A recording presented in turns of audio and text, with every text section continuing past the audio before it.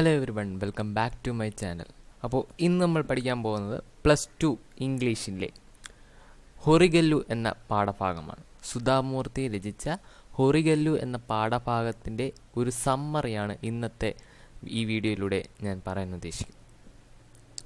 അപ്പോൾ സുധാമൂർത്തി എന്ന കഥാകൃത്താണ് ഹൊറിഗല്ലു എന്ന പാഠഭാഗം രചിച്ചിരിക്കുന്നത്. ഇതിൽ സുധാമൂർത്തി രണ്ട് കഥാപാത്രങ്ങളെയാണ് പരിചയപ്പെടുത്തുന്നത്. ഒന്ന് സുധാമൂർത്തിയുടെ ഒരു മുത്തച്ഛനും അതുപോലെ സുധാമൂർത്തിയുടെ കൂടെ ജോലി ചെയ്യുന്ന രത്ന എന്ന ഒരു കഥാപാത്രത്തെയും കൂടെയാണ് സൂചിപ്പിക്കുന്നത്. ഓക്കെ, അപ്പോൾ സുധാമൂർത്തി തൻ്റെ ചില ജീവിതാനുഭവങ്ങളാണ് ഹൊറിഗല്ലു എന്ന പാഠഭാഗത്തിലൂടെ നമ്മോട് പങ്കുവയ്ക്കുന്നത്. തൻ്റെ ഗ്രാമത്തിലെ വലിയ ആൽമരത്തിൻ്റെ ചുവട്ടിലുള്ള ചുമടുതാങ്ങിയെക്കുറിച്ച് അവർ ഓർക്കുകയാണ് ചെയ്യുന്നത്. ചുമടുതാങ്ങി എന്നാൽ ഭാരം താങ്ങാൻ കഴിവുള്ള കല്ല് എന്നാണ് അർത്ഥം. ആ ചുമടുതാങ്ങിയിൽ വഴിയാത്രക്കാർ തങ്ങളുടെ ഭാരം ഇറക്കി വെച്ച് വിശ്രമിക്കുകയും അതിനടുത്തായി കുടത്തിൽ വെച്ചിരിക്കുന്ന തണുത്ത വെള്ളം കുടിച്ച് ദാഹം അകറ്റുകയും ചെയ്തിരുന്നു. ചുമടുതാങ്ങിയെക്കുറിച്ച് പറയുമ്പോൾ സുധാമൂർത്തി ആദ്യം ഓർമ്മിക്കുന്നത് തൻ്റെ അപ്പൂപ്പനെയാണ്. സ്കൂൾ അധ്യാപകനായിരുന്ന അപ്പൂപ്പൻ ജോലിയിൽ നിന്നും പിരിഞ്ഞതിന് ശേഷം എന്നും ചുമടുതാങ്ങിയിൽ ചെന്നിരിക്കുകയും അവിടെ വിശ്രമിക്കാൻ വരുന്നവരോട് സംസാരിക്കുകയും ചെയ്തിരുന്നു. അവിടെ വരുന്നവരിൽ കൂടുതൽ പേരും ഗ്രാമീണരായിരുന്നു. അവർ തങ്ങളുടെ ദൈനംദിന ജീവിതത്തെക്കുറിച്ചും ദുഃഖങ്ങളെക്കുറിച്ചും സംസാരിച്ചിരുന്നു. എല്ലാവരുടെ ജീവിതത്തിലും ഒരു ചുമടുതാങ്ങി അത്യാവശ്യമാണ്.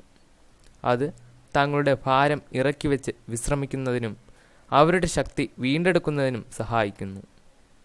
സുധാമൂർത്തി തൻ്റെ പഠനങ്ങളെല്ലാം കഴിഞ്ഞ് മുംബൈയിൽ ജോലിക്കെത്തിയപ്പോൾ അവിടെ രത്ന എന്നൊരു സ്ത്രീയെ കണ്ടുമുട്ടുന്നു.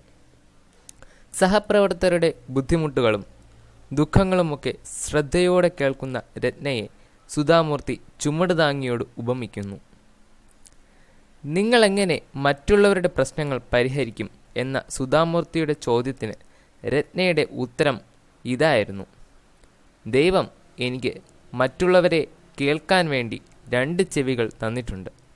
ഞാൻ അനുകമ്പയോടെ അവർക്ക് പറയാനുള്ളത് കേൾക്കുന്നു, പക്ഷേ അഭിപ്രായമൊന്നും പറയാറുമില്ല.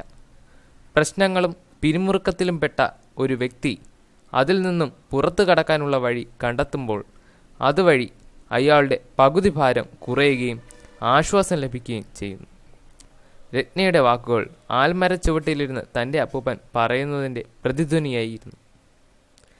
പ്രതിഫല ഇച്ഛയില്ലാതെ അവർ 2 പേരും വലിയൊരു സാമൂഹിക സേവനമാണ് ചെയ്തുകൊണ്ടിരിക്കുന്നത്.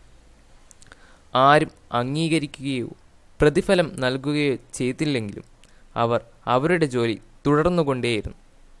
കാരണം ഇത്തരം ദയാപരമായ പ്രവൃത്തികൾ അവർക്ക് സന്തോഷം നൽകുന്നു. അപ്പോൾ ഇതാണ് ഹൊറിഗല്ലു എന്ന പാഠഭാഗത്തിൻ്റെ ഒരു ചെറിയ സമ്മറി എന്ന് പറയും. അപ്പോൾ നിങ്ങൾക്ക് ഈ വീഡിയോ ഇഷ്ടമായെങ്കിൽ ലൈക്ക് ചെയ്യുക. എൻ്റെ ചാനൽ സബ്സ്ക്രൈബ് ചെയ്യാത്തവരാണെങ്കിൽ ഉടൻ തന്നെ സബ്സ്ക്രൈബ് ചെയ്ത് അടുത്തുള്ള ബെല്ലൈക്കൺ കൂടി എനേബിൾ ചെയ്ത് വയ്ക്കുക. Okay, thank you.